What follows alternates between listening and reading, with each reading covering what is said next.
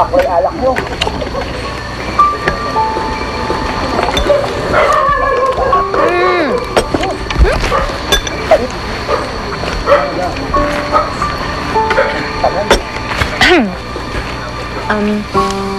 Nakakahiya naman sa'yo. Parang ikaw naman naiilang kumain dito. Hindi, okay lang.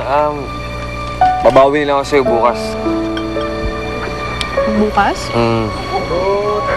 Wala. Sinamahan kita dito na kumain. So, bukas, kakain tayo sa restaurant na gusto ko.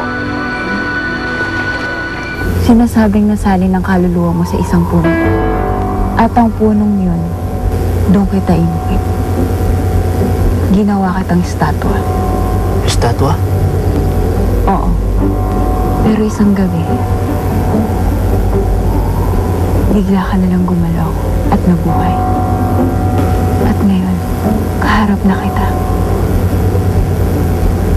Kausap. Hindi ko alam kung bakit. Kung papaano ka nabuhay.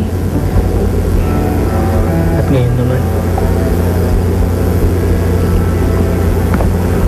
nasa ibang mundo na ako. Hindi. Hindi ka nasa ibang mundo. Kundi nasa ibang panahon. Ibang panahon? Oo. Isang makabago at maunlad na panahon. Huwag mo sabihing ni-reject mo yung invitation ko.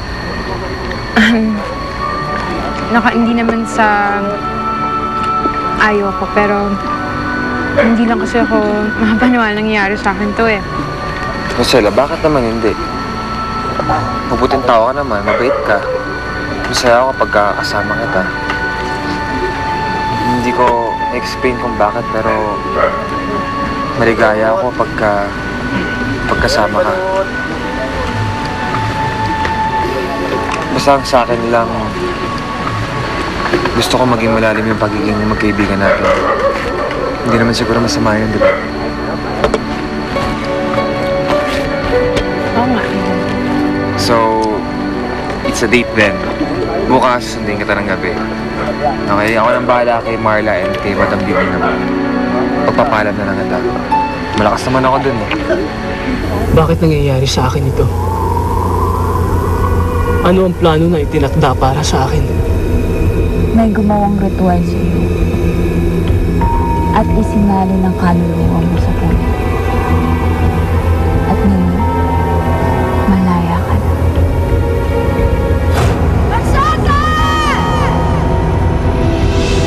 Pagpakailanman aking mahal, mamahalin kita.